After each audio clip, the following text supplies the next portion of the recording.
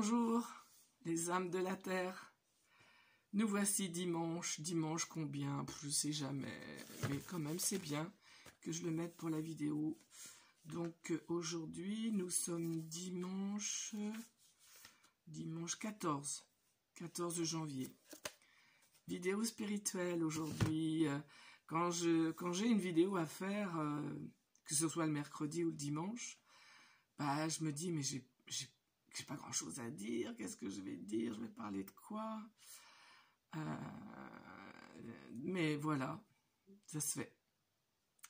Donc là, j'avais plusieurs sujets, et il y en a un qui va arriver. On verra lequel qui va arriver. Déjà, je voudrais annoncer que dans ce lieu nouveau qui est superbe, et vous n'en voyez qu'une partie, je vais donner très très bientôt le premier stage de ma création. Tous les stages que je donne, ce sont des stages que j'ai créés, avec lesquels moi j'ai travaillé pour me connaître et aussi pour me réparer. Donc, le premier stage que je donnerai, ça sera certainement mars-avril, qui aura comme sujet l'enfant intérieur, sur 2 jours, le samedi et dimanche. Et ce stage-là sera vraiment très fort, très puissant. C'est pour ça que je n'accepterai que 8 personnes, 10, grand maximum. Mais je vous en parlerai en temps voulu. Si déjà vous voulez vous inscrire, vous le faites. Comme ça, ce sont les premiers inscrits qui seront inscrits. Et ce stage-là, en général, je le donne qu'une fois par an. Hein. Tous mes stages, d'ailleurs, je les donne une fois par an. Donc, voilà. Et puis, bon, j'ai le site qui a été créé par une petite consultante très mignonne, Gaëlle. Et pour le moment, je ne sais pas encore y aller. Je voudrais faire le blog, je voudrais l'alimenter, mais d'abord, j'ai pas le temps. J'ai perdu mes mots de passe, j'ai égaré le classeur. Mais bon, tout ça se fera en son temps. Là, il y a déjà les vidéos et le lien qui est là par-dessus, dans l'univers, par-dessus les toits, pour nous. Donc voilà,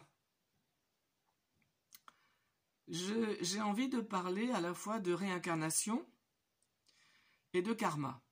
Alors on verra si j'ai du temps, parce qu'après, bien sûr, il y aura le petit moment de présence à soi-même. Alors, je vais commencer par la réincarnation. En disant d'abord en préambule que ces 2 choses-là dont je vais parler, est-ce que c'est vraiment important d'avoir des certitudes? Est-ce que vraiment ça compte dans notre vie actuelle?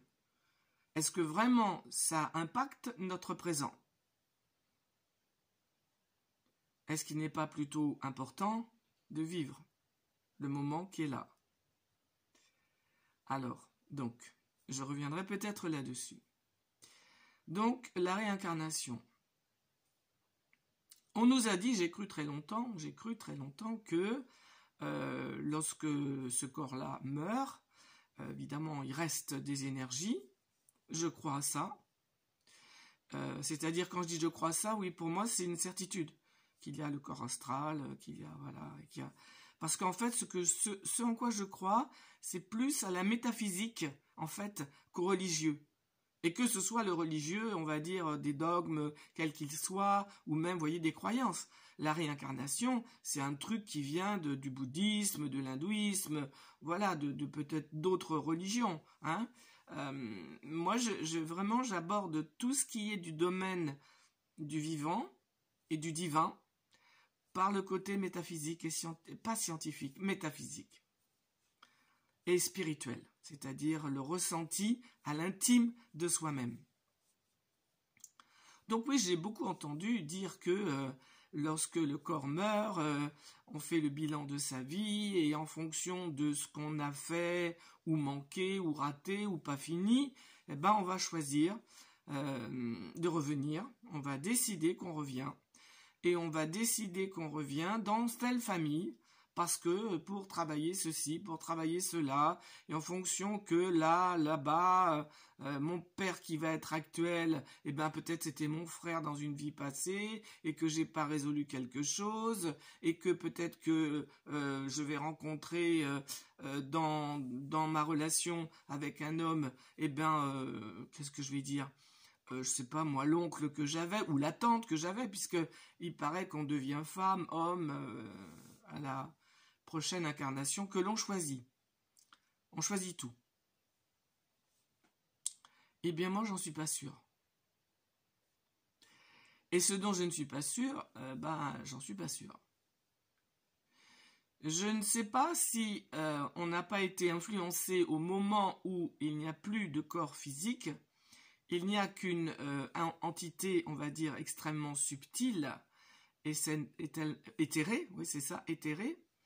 Et elle, cette énergie subtile et éthérée, si lors de l'incarnation présente, avant la mort de ce corps-là, si le travail de conscientisation n'a pas été fait, si l'amour universel n'a pas été ressenti, vécu à travers les autres, si on n'a pas fait le un avec le divin que nous sommes, toutes ces choses-là sur lesquelles je reviendrai, parce que je découvre que j'allais dire en le disant, je les connais, mais je ne pensais pas que j'allais les énumérer. Mais voilà, ça fera l'objet. Si tout ça n'est pas fait, cette parcelle, voilà, cette parcelle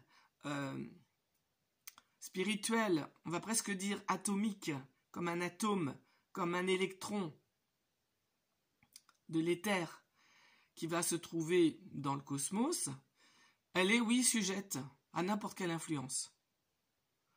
Et les croyances que l'être humain a emmagasinées quand il est intégré, c'est pour ça que l'incarnation est extrêmement importante.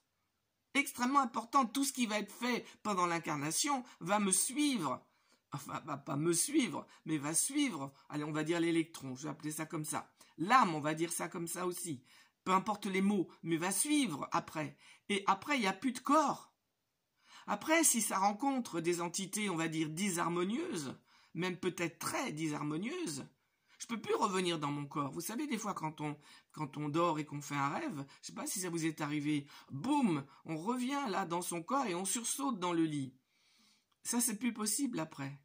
Et si je crois que je choisis ma famille et parce que j'ai eu un karma négatif, eh bien que je dois revenir, que c'est même moi qui le veux, et ben je reviendrai, hein. Ah, ça c'est sûr, hein. Et c'est pour ça qu'on revient peut-être, je sais pas moi, des milliers de fois, j'en sais rien, hein. Moi, je vous dis que j'ai fait des anamnèses lors de mon chemin, de mon yoga avec l'Advaita Vedanta pendant 5 ans, et j'ai vécu des anamnèses, dont une dont je vais vous parler là.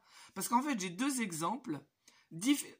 Je vais boire un petit peu. J'ai 2 exemples différents par rapport à est-ce qu'on choisit de se réincarner ou non. Complètement opposés.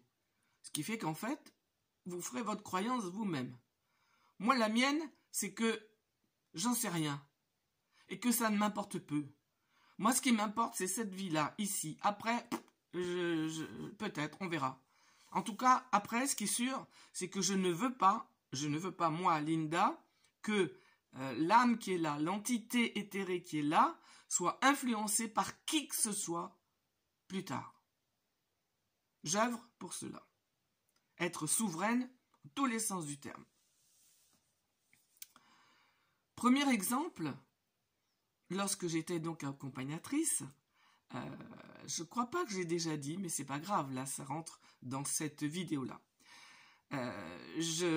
J'accompagnais une maman qui avait 3 enfants et elle me dit à un moment donné, est-ce que je peux vous emmener mon petit, on va l'appeler Thomas, je ne me rappelle plus de son prénom. Thomas, il avait 6 ans. Ouais, 6 ans. Guère plus. Mais pas moins, parce qu'il parlait bien, je le comprenais bien. Voilà, parce qu'il est hyperactif, vraiment, je sais pas quoi en faire. Je dis oui, emmenez-le, bien sûr, il n'y a pas de problème. Ça me fera plaisir de le connaître s'il veut venir. Donc, il est venu. Il s'est assis sur le fauteuil.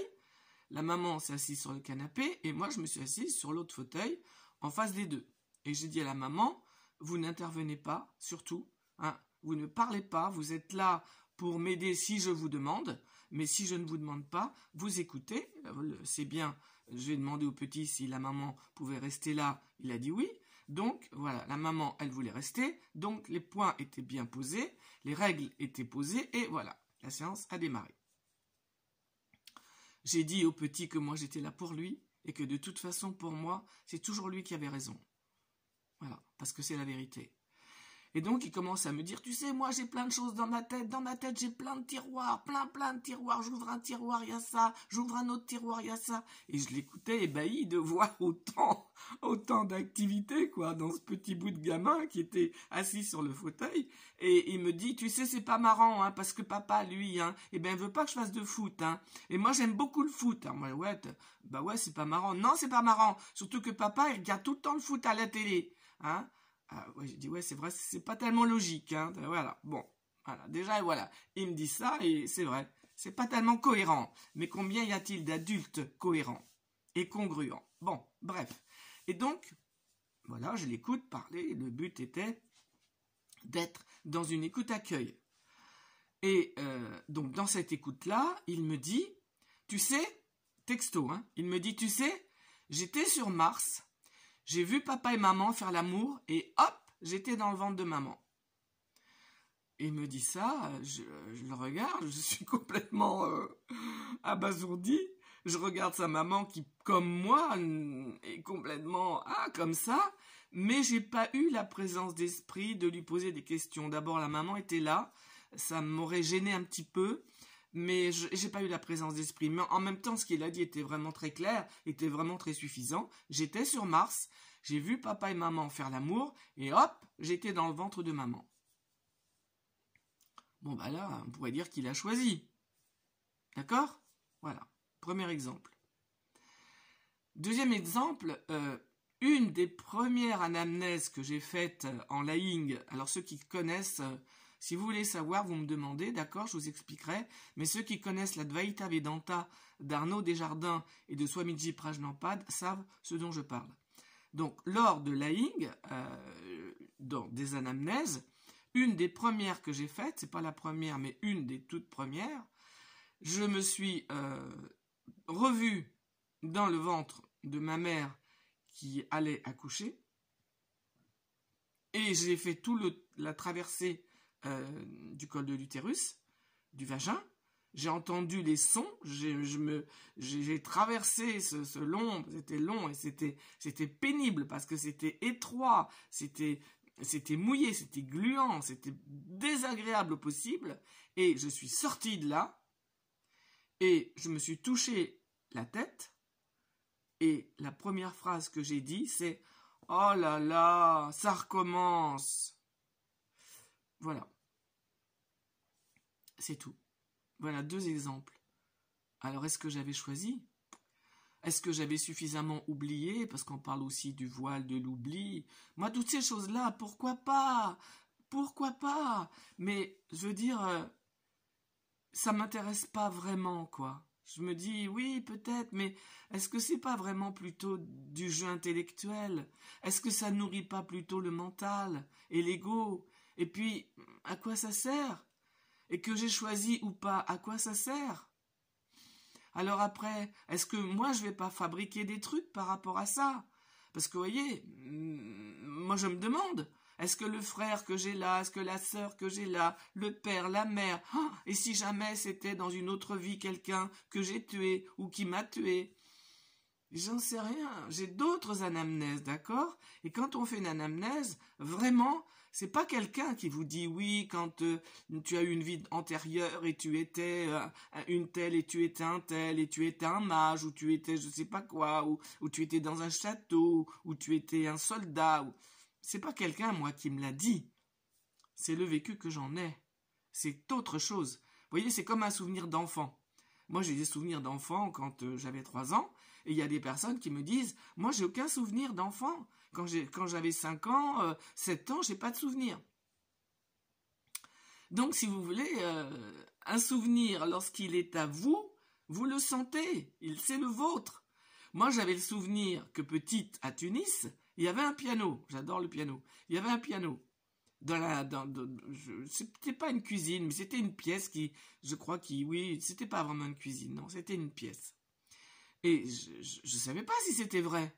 Parce que moi, j'ai quitté la Tunisie, j'avais 5 ans. C'est petit, 5 ans, pour avoir des souvenirs. Et j'en ai plusieurs. Et donc, un jour, j'ai demandé à ma mère, maman, dis-moi, est-ce qu'à Tunis, on avait un piano? Oui, elle me dit. Alors, ma mère, elle était sicilienne, hein, j'adorais. Mais oui, on avait un piano. Ah bon? J'étais étonné qu'en fait, c'était vrai, quoi. Et elle me dit, mais oui, ton père, il jouait de temps en temps. Enfin, il jouait. Il s'amusait avec, quoi. Donc, il y avait un piano qui nous a pas suivis puisqu'on est parti sans rien, hein, pour la France. Donc, vous voyez, il y a le souvenir que j'ai qui ne peut pas être contesté. Il y a l'expérience que j'ai qui ne peut pas être contestée. Quelqu'un peut la contester, la contexter aussi, c'est joli. Mais c'est mon expérience, c'est un ressenti dans mon corps. Donc, eh bien, c'est la même chose par rapport à ça. On voyait que ce petit gamin, il avait fait ça, quoi. C'était sa vérité. À 5 ans, 6 ans, je ne peux pas inventer ça. Et moi, c'est aussi ma vérité, je l'ai vécu. J'ai aussi vécu ça en rebirth. J'ai revécu la même naissance en rebirth, mais avec un autre phénomène, pas le même. Mais peut-être j'en parlerai à un moment donné. Donc voilà. Je pense pas que j'aurai trop le temps de parler du karma. Ça pour la prochaine fois, mais ça va être intéressant aussi d'aborder ce sujet-là. En fait, ça se résume à quoi? Ça se résume à toutes tes croyances. Sauf l'expérience. L'expérience n'est pas une croyance, sauf si je l'ai inventée. Mais ça, c'est moi qui vais, avec moi-même, savoir ce que j'ai inventé et ce qui est de l'ordre de la croyance. Aujourd'hui, je ne crois plus personne et plus rien. J'ai décidé ça. Aujourd'hui, ce qui m'intéresse, ce qui m'importe, c'est la vie de Linda. En plus, l'âge que j'ai fait que le passé est quand même maintenant bien derrière moi, quoi qu'il n'existe pas, mais bon, malgré tout. Et donc, ce qui m'intéresse, c'est vraiment le moment présent. C'est vraiment diffuser la joie, sentir la joie. Ah, effectivement, si on peut parler du mot karma, si on veut, mais effectivement produire du bon karma, c'est-à-dire être très attentive à tout ce qui sort de ce corps, en pensée, en parole, en action, et peut-être même en omission. Donc voilà. Allez, je vais arrêter là et on va passer un tout petit moment, pour ceux qui le veulent, à faire cette présence à soi-même.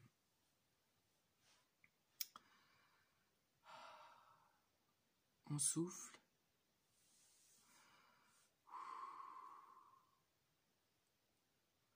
Toute cette excitation que j'avais, qui était dans mes épaules, dans mon dos, dans mes yeux, elle retombe.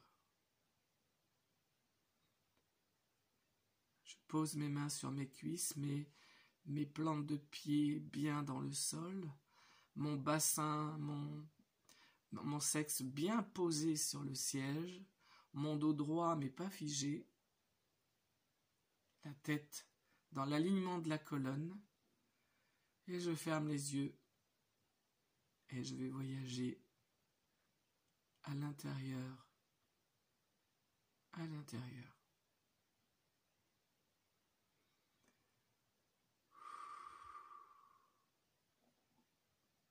J'inspire avec le ventre.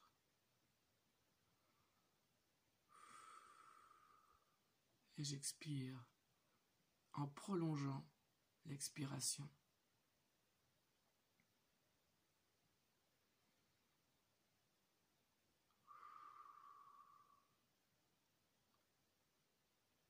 Et lentement, je laisse se poser et partir l'excitation, comme le sel tout doucement qui se dépose au fond du verre d'eau. Voilà, je détends, je détends.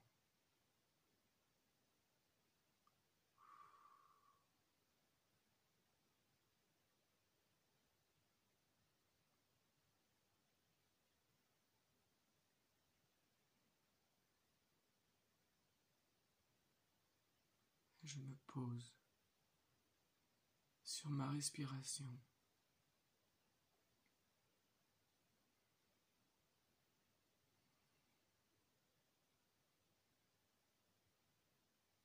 Qui me fait sentir le va-et-vient sur lequel je m'appuie pour laisser aller tout ce corps.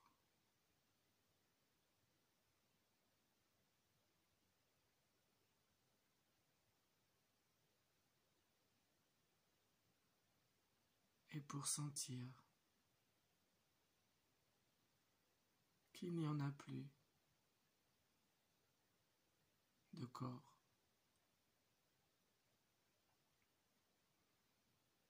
Les sensations sont dans le vide.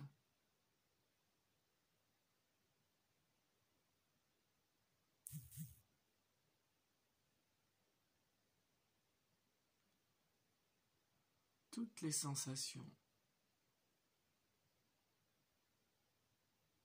sans les nommer,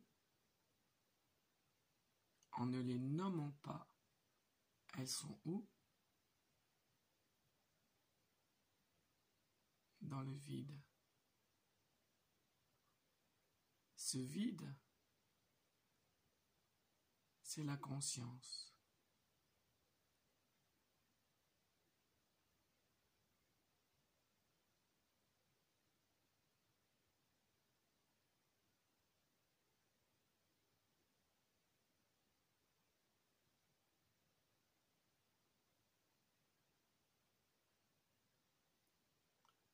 On va faire un petit exercice, ce qu'il m'est suggéré. Ces sensations, énumérées tout à l'heure, sont dans le vide.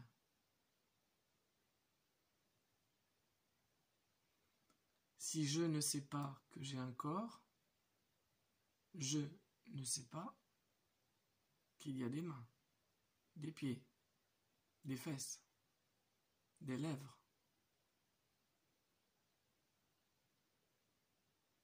Tout cela, les yeux fermés, même la respiration, est dans la conscience, dans le vide.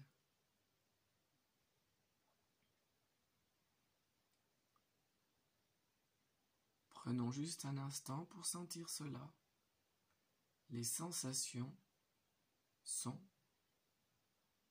dans le vide, dans la conscience.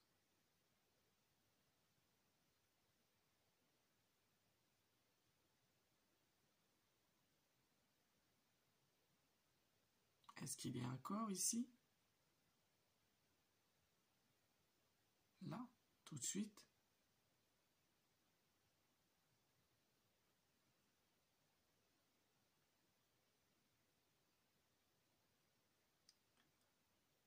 Nous allons rester présents à ces sensations dans la conscience.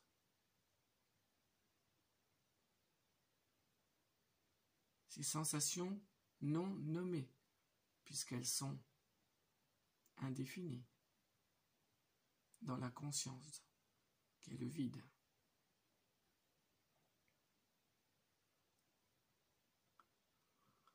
Maintenant,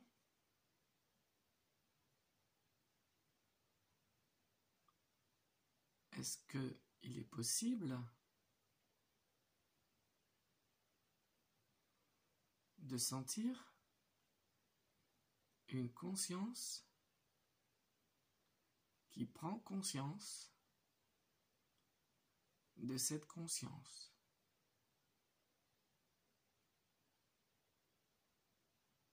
Au-delà de la conscience des ressentis qui sont dans le vide, donc dans la conscience, il y a la conscience de cette conscience.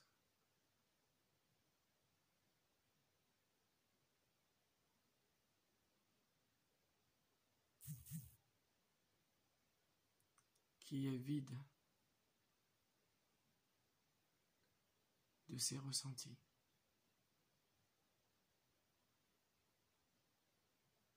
Qui n'est pas touché.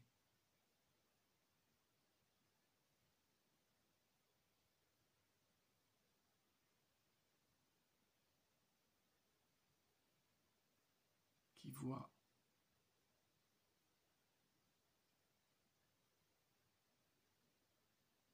la conscience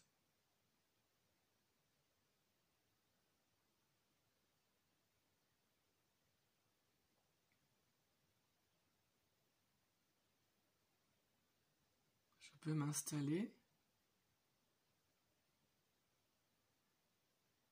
dans l'ego qui ressent les mains sur les cuisses, les pieds, avec son mental. Je peux aussi lâcher et sentir la conscience, ce vide dans lequel il y a des ressentis.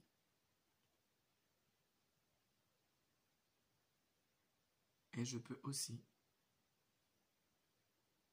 être conscience qui est là, conscience qui est.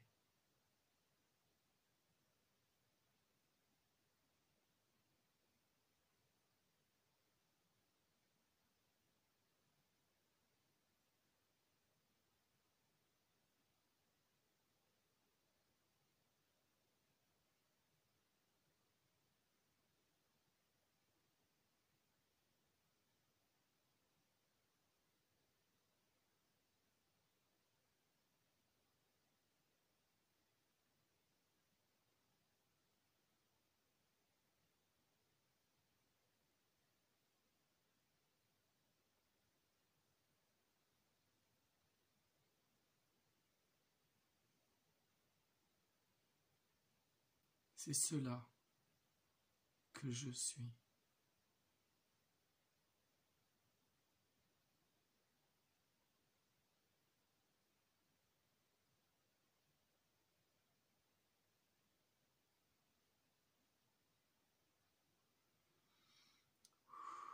Par une profonde inspiration, on va remettre de l'énergie dans le corps, dans les épaules, en les bougeant les mains, en revenant ici et maintenant, dans ce corps-là, avec cet ego-là et ce mental-là. Puis on ouvre les yeux. Voilà, je ne savais pas qu'on allait faire ce voyage-là. 28 minutes, je vais arrêter. Je vous souhaite un bon dimanche et je vous dis à la semaine prochaine. Au revoir les âmes de la terre.